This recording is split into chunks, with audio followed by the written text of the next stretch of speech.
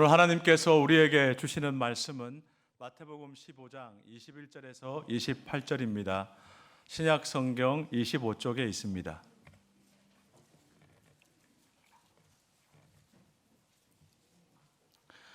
예수께서 거기서 나가사 두로와 시돈 지방으로 들어가시니 가나안 여자 하나가 그 지경에서 나와서 소리질러 이르되 주 다윗의 자손이여 나를 불쌍히 여기소서 내 딸이 흉악하게 귀신 들렸나이다 하되 예수는 한 말씀도 대답하지 아니하시니 제자들이 와서 청하여 말하되 그 여자가 우리 뒤에서 소리를 지르오니 그를 보내소서. 예수께서 대답하여 이르시되 나는 이스라엘 집에 잃어버린 양 외에는 다른 데로 보내심을 받지 아니하였노라 하시니 여자가 와서 예수께 절하며 이르되 주여 저를 도우소서. 대답하여 이르시되 자녀의 떡을 취하여 개들에게 던짐이 마땅하지 아니하니라. 여자가 이르되 주여 옳소이다마는 개들도 제 주인의 상에서 떨어지는 부스러기를 먹나이다 하니 이에 예수께서 대답하여 이르시되 여자여 내 믿음이 크도다 내 소원대로 되리라 하시니 그때로부터 그의 딸이 나으니라. 아멘. 오늘 하이패밀리 주일로 하나님께 예배드리면서 귀한 강사 목사님을 모셨습니다. 송기론 목사님은 사실은 외부 강사 아니고요, 내부 강사, 우리 가족입니다. 경기 동부노회 같은 노회 소속 청란교회를 담임하시는 우리 큰 선배 목사님이시고요, 또 우리 각 지역교회가 다 감당하기 어려운 영역의 많은 일들을 하이패밀리를 통해서 열심히 하고 계신 우리 경기 동부노회 소속 목사님이십니다. 목사님 통해서 귀한 말씀, 하나님의 말씀으로 들으시고 큰 은혜 받으시고요, 또 시간이 짧아서 다 못 나누는 내용들이 많은데 책을 좀 가져오셨습니다. 목양지원실에 가셔서 구입하셔서 봄날에 선물로도 사용하시고 읽어보시면 참 좋을 것 같습니다. 우리 목사님 사랑하고 응원합니다. 환영합니다. 박수로 맞이하겠습니다.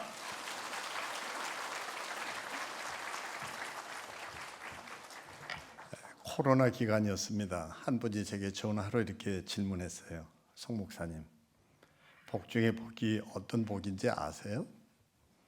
제가 뭐라고 답했을 것 같습니까? 제 답이 이랬습니다. 처복 아닌가요? 아내 복 말입니다. 성경은 이렇게 말하죠. 집과 재물은 조상에게서 상속하거니와 슬기로운 아내는 여호와께로서 말미암는다.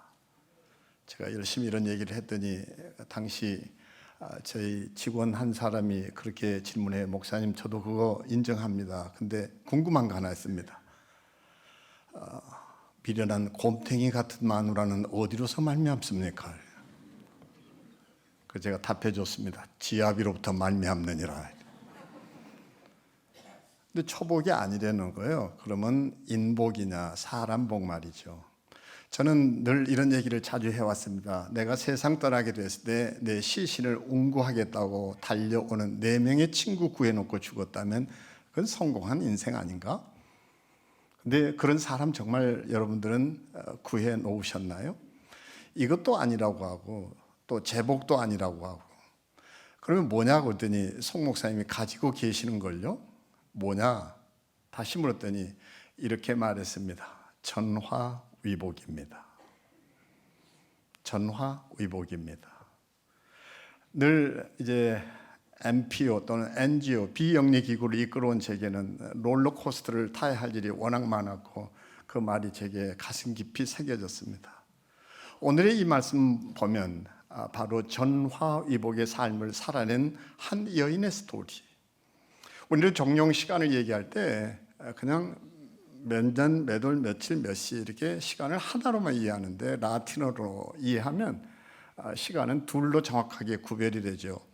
아에타스의 시간이 있는가 하면 템푸스의 시간이 있습니다. 아에타스란 그저 늙어가는 시간이에요. 가만히 있어도 흘러왔고 누구에게나 찾아왔고 또 언젠가 우리 곁을 떠나는 연대기의 시간입니다. 그러나 템푸스라는 것은 전혀 다릅니다. 별의 순간으로도 불리죠. 내가 창출해내는 시간, 또 아니면 그 시간은 과거가 지나가고 미래가 현재로 다가오는 순간, 지금 이렇게 얘기할 수 있겠죠.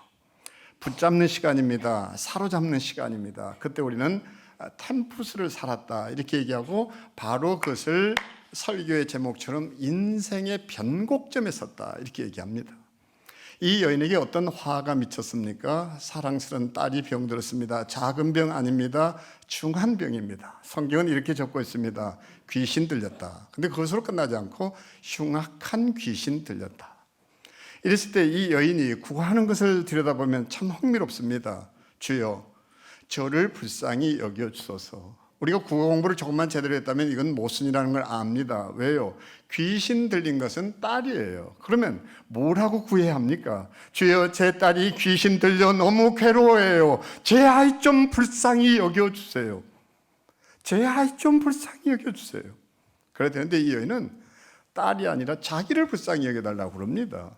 한 번만이 아니에요. 연거푸 반복되는 것을 보게 됩니다. 주여, 저를 도우소서. 영어 성경을 읽어도 help us가 아니라 help me. 저를 도와주세요. 여기에 어떤 의미가 있을까요? 도대체 이 여인은 어떻게 해서 자신에게 닥쳐온 화를 전화위복으로 바꾸어 그 변곡점에 우뚝 설 수 있었을까요? 제가 한때 악마를 좀 열심히 연구했습니다. 악마를 연구하다가 발견한 거 하나 있었는데, 그게 다른 것이 아니라 악마에게도 소위 말해서 가계도가 있다는 거 알았습니다. 가계도. 그 악마의 친동생이 설마예요. 사람들이 항상 어려움을 겪는 것은 설마 나에게는. 근데 화라는 것이 누구를 표적 삼아 골라다니는 것이 아니라 누구에게나 닥칠 수 있는 거죠. 그렇잖아요? 원치 아니하는 재난 앞에서 국가 재난만 재난이 아니라 우리 가정에도 재난이 닥치죠. 아이가 아픕니다. 사랑하는 아빠가 암으로 쓰러집니다. 그리고 가게에 부도가 납니다. 그리고 관계가 엉클어지기 시작합니다. 그 재난 앞에 여러분들은 어떤 방식으로 구합니까? 이 엄마의 간구는 다른 것이 아니라 딱 한마디로 얘기하면 3인칭의 간구가 아니라 1인칭으로 구하고 있다는 거예요. 그래서 이 악마를 연구하면서 동시에 알게 된 것 하나 있는데요. 기생충 중에 기생충이 하나 있는데 가장 무서운 기생충은요, 대충이에요. 조금 못 알아듣는 분이 계신 것 같아요. 지난주일 그 훌륭하신 목사님의, 우리 김 목사님의 설교 제목 그리고 본문 정확하게 기억하시는 분 손 한번 들어볼까요? 우리도 모르게 대충 예배했어요. 대충 기도하고요, 대충 찬양이에요.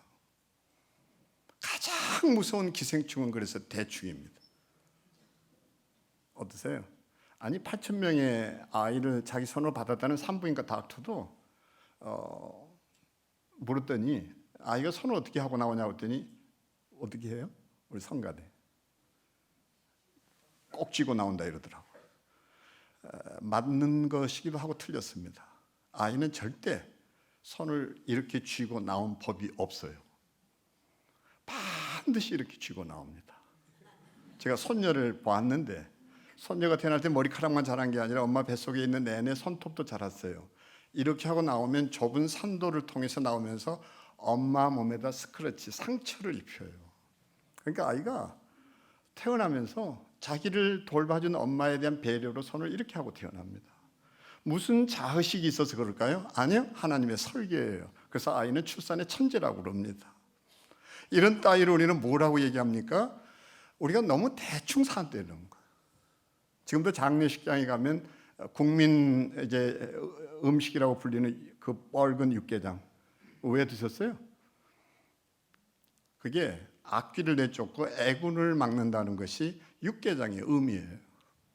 근데 기독교 장례라고 하면서도 전혀 의미 없는 그런 행위를 하고 비싼 돈을 지불하고 나오죠. 이 모든 것들이 대충입니다. 이 여인은 지금 3인칭 그들의 그 아이가 이게 아니에요. 죽음에도 3인칭 죽음이 있습니다. 세월호 아파했지만 그들이 죽었어요. 이태원 참사라 불리는, 그러나 영어부터 잘못됐죠. 헬로윈 참사죠. 언제 일어났는지 모르죠.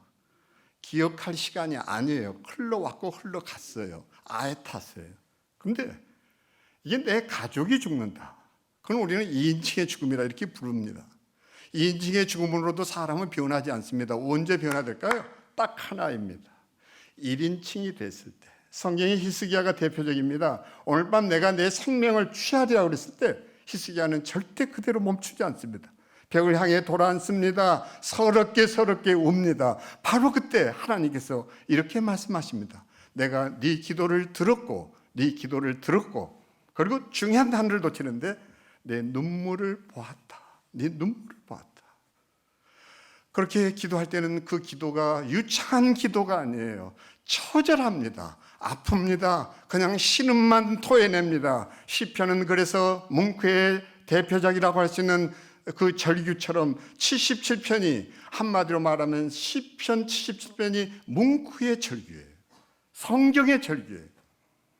주께서 나를 버리시나이까 이럴 때는 기도가 제대로 나오지 않습니다. 그저 절박합니다. 이 여인의 심정이 절박했습니다. 한마디로 말해 간절했습니다. 주여 저 아이를, 이게 아니라 주여 저 좀 불쌍히 여겨주세요. 이 아이를 놓고 도무지 살 수 없어요. 주여 저를 좀 불쌍히 한 번만 여겨주세요. 우리에게 그런 간절함이 있나요? 왜 우리가 시간을 그렇게 많이 보내면서도 우리 가정 안에는 변화도 없고 내 인생은 이 모양 이 꼴인가 한 번이라도 자신의 인생을 돌아본 일이 있습니까? 한마디로 말하면 무엇이 부족했던가? 딴 게 아니에요. 간절함이 없었어요. 아빠 노릇도 대충 했어요. 아내 역할도 대충 했어요. 한 번이라도 내가 내 인생에 간절해 본 일이 있나? 저는 여러분의 교회와는 좀 다르게 좀 실험적인 성격을 갖고 대학 캠퍼스에 예를 들면 연세대학교의 연세대학교 이런 것처럼 좀 특별한 목적을 가지고 이제 청남교회 담임이 어쩌다가 됐습니다. 해결해 보고 싶은 거 있었어요. 한국교회 가정예배가 왜 이게 제대로 시행되지 않는가? 몇 가지 주제를 가지고 실험을 해서 지금은 결과를 한국교회에 내어놓을 수 있는 자리에까지 이르렀다고 자부할 수 있겠습니다.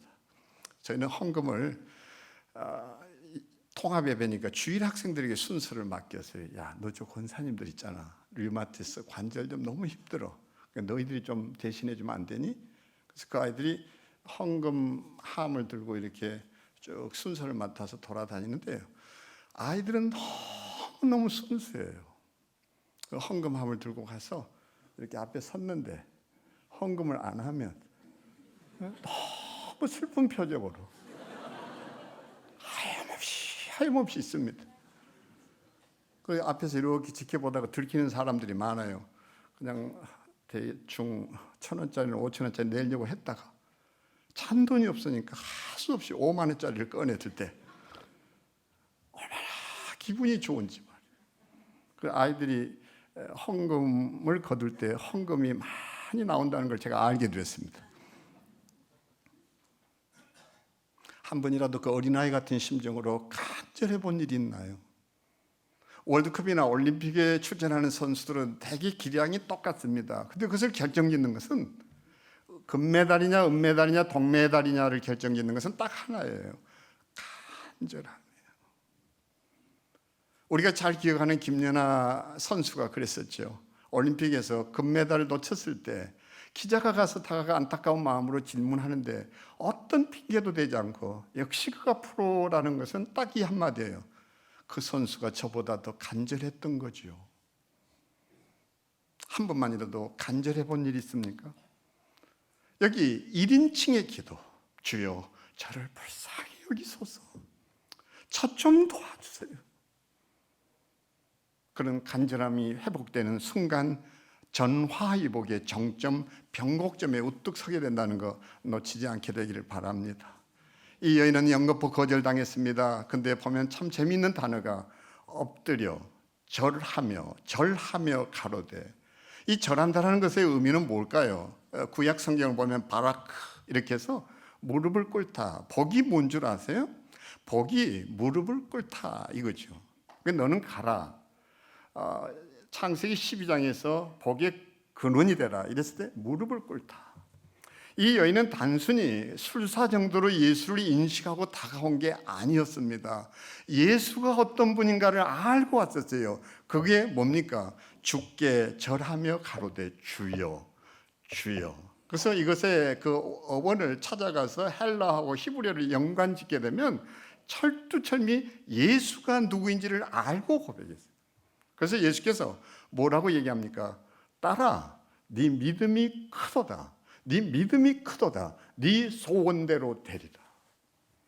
여러분은 예수 그리스도를 여러분의 인생의 어떤 분으로 받아들입니까? 바로 이 여인처럼 내가 믿는 예수 그리스도, 그의 주 되심을 늘 인정하며 고백하고 삽니까? 이걸 고백했던 여인은 절대 포기할 수 없는 일임을 압니다. 무엇을 포기 못했습니까? 자기 딸, 그 어린 딸을 포기하지 못했어요. 뿐만 아니라 예수가 주인 것을 절대 헝클어뜨릴 수 없다는 걸 압니다. 우리의 삶의 이 뜻깊은 신앙, 우리는 무엇을 주로 고백합니까? 저는 특히 요즘 창세기를 읽으면서 이 창세기가 너무 시시껄렁한 얘기들을 많이 담아놓은 것에 놀랐어요. 아니, 천지창조의 세상이 아름다워야 되는데 금방 그냥 집안에 살인 사건이 없나, 간통이 없나, 뭐 시아버지하고 이상한 관계, 뭐 그냥 너무 시시콜콜이, 너무 시시콜콜이. 여기 계신 분들은 옛날 나이 드신 분들은 썬데이 서울 그 연예인 잡지 보는 그런 기분이에요. 누가 어떻게 간통을 했고, 뭐 이혼을 했고, 온갖 지저분한 얘기로 가득 차 있는 이 시시콜콜한 얘기. 자세히 들여다보면요, 그 시시콜콜이 시시콜콜인 걸 알아요. 영어로 쓰면 일단 웃고 보는 게 신상에 이롭죠. 제가 오래전에 와서 그랬잖아요. 한국 사람은 세 가지 언어를 동시에 쓰는 특이한 민족이라고. 3개국어를 동시에 쓰죠. 핸들, 이빠이 꺾어. 진짜 걱정스러운 것은 한글이에요. 외국인들이 한국에 제일 헷갈려하는 게 한글 간판 보고 놀랜다고 그러죠. 할머니 뼈다귀 해장국. 할머니 뼈다귀를 어떻게 해장국으로 먹지? 이런. 중요한 것은 그분이 죄악된 세상을 포기하지 않으시고 바라보고 부르시고 이게 창세기예요. 그래서 그저 우리를 낫게 해주는 뭐 치료자다 이런 정도가 아니라 주라고 인정했던 이 여인, 한번 생각해 보십시오. 그래서 성경 창세기는 복음이에요. 왜 복음입니까? 거기에 환대가 있습니다. 그리고 이방 족속들을 받아들이는 내용이 가득 차 있습니다. 야곱이 촌수까지 파괴하면서 왜 손자들을 아이들로 입양했을까요? 이 비밀을 풀기 시작하면요, 여러분이 얘기하는 환대 공동체, 이것이 무엇인지를 알게 됩니다. 놀랍게도 하나님께서는 자신이 택한 백성들을 한 번도 포기한 일이 없습니다. 그래서 그 지저분하기 짝이 없는 야곱에게 하나님은 자기의 거룩한 이름까지 붙여주시지 않았어요? 야곱을 이스라엘이라 하리라. 하나님이 야곱에게 붙여준 이름이 우리에게 시사하는 바가 뭘까요? 저는 하나님께서 죄인들을 어떻게 사랑하셨는지 창세기가 얘기하고 있다고 여깁니다. 우리는 자녀를 기를 때도 조건과 여러 가지 그 아이의 자격을 놓고 따지죠. 어떻게 해요? 사랑스러운 일을 하니까 예쁘고, 그래서 미운 짓 하나 해보고, 야, 이쁜 짓 좀 골라 해봐 이 자식아.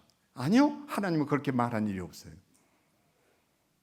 우리 그런 점에서 창세기를 다시 들여다보게 되는데요, 하나님의 우리를 향한 마음은 한 번도 나는 너희를 포기한 일이 없다. 야곱이 어떤 인물입니까? 성경은 이렇게 말하죠. 그는 한마디로 말해서 죄를 짓고 아람으로 도망쳤고 출세를 위해 영혼까지 팔았다. 그런 너희 조상 야곱의 삶을 되풀이할 참이냐? 배신과 사기로 성공한 사람 아닌가?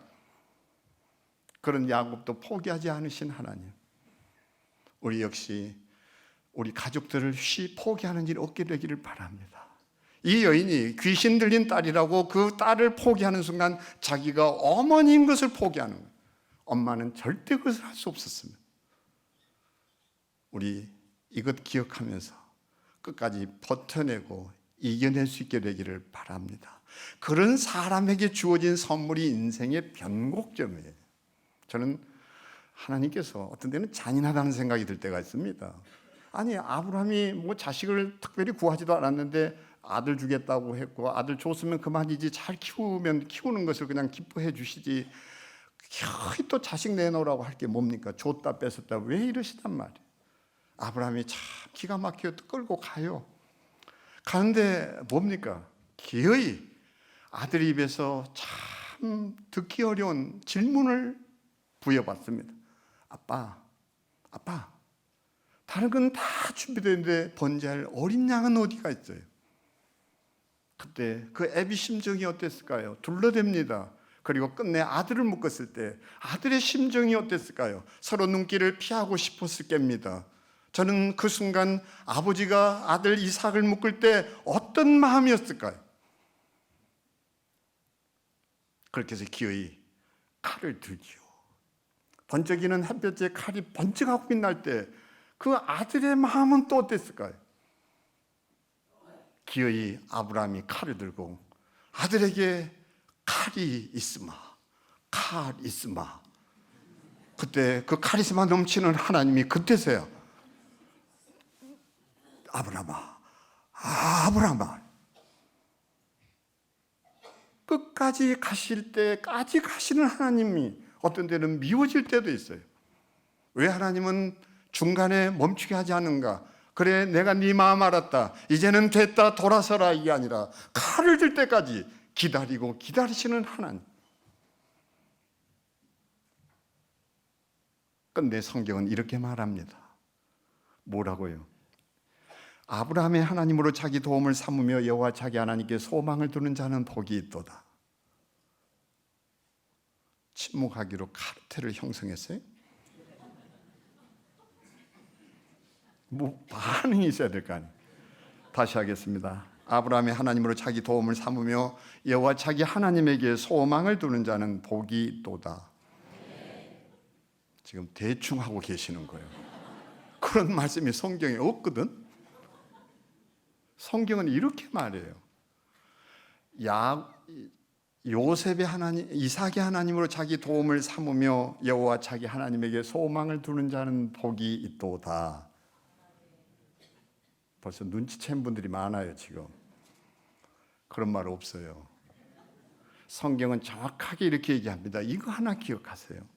야곱의 하나님으로 자기 도움을 삼으며 여호와 자기 하나님께 소망을 두는 자는 복이 있도다. 해야 될 때는 또 안 하는 거예요. 성경 다시 찾아서 읽으세요. 아브라함도 아니에요.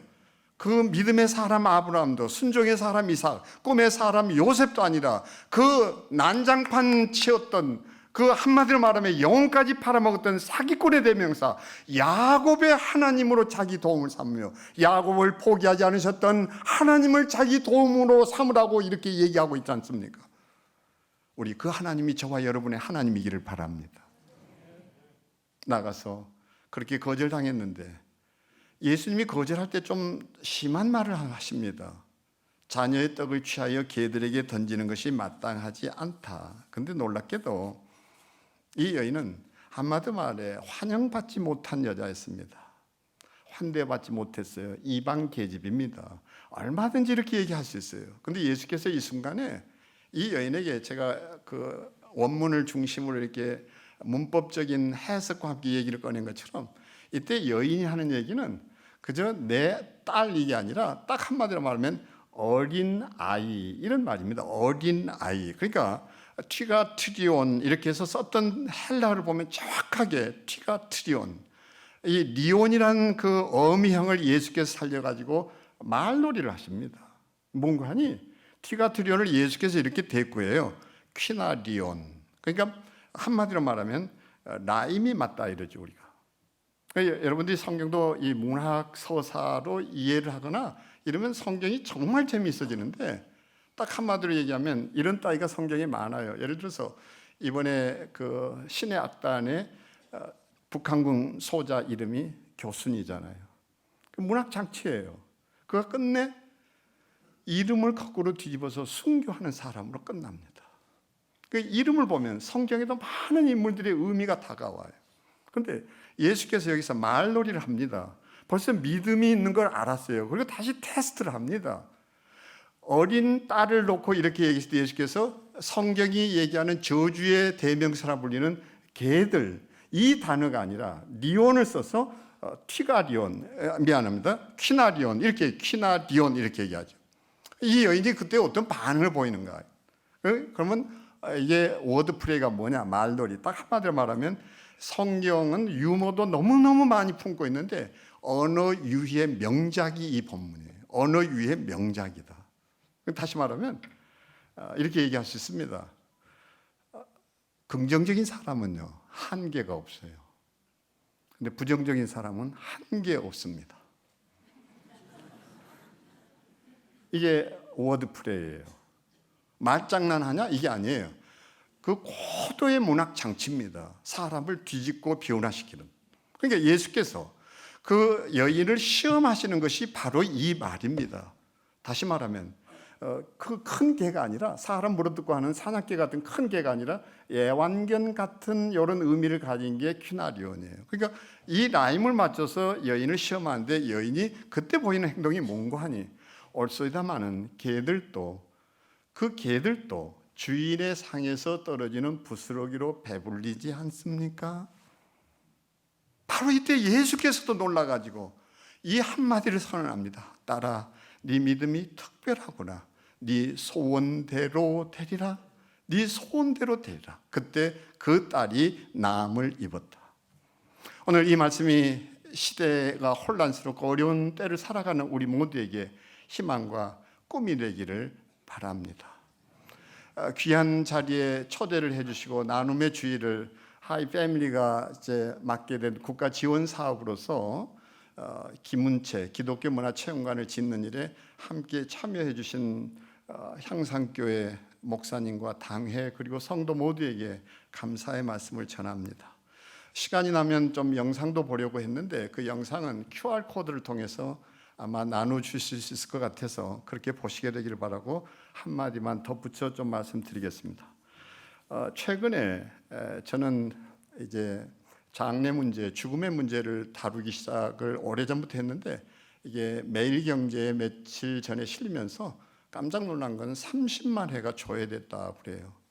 이것만이 아니라 신혜라 차인표 맞아요? 부부죠? 제가 배우 이름을 잘 기억 못합니다. 제 아내 이름 말고는 여자 이름은 전혀 기억을 못합니다. 그 이영애 씨가 저에게 그 교통약자들 소아암 백혈병 아이들 데리고 소원 나들이를 떠나라고 차를 하나 기부해 줬는데 이영애하고 김영애를 맨날 헷갈려 가지고 힘들었었습니다. 제 진정입니다. 어찌됐든 그렇게 해서 이제 저희가 그 신혜라 씨 아버님 되시는 신영교 씨 엔딩 파티를 했습니다.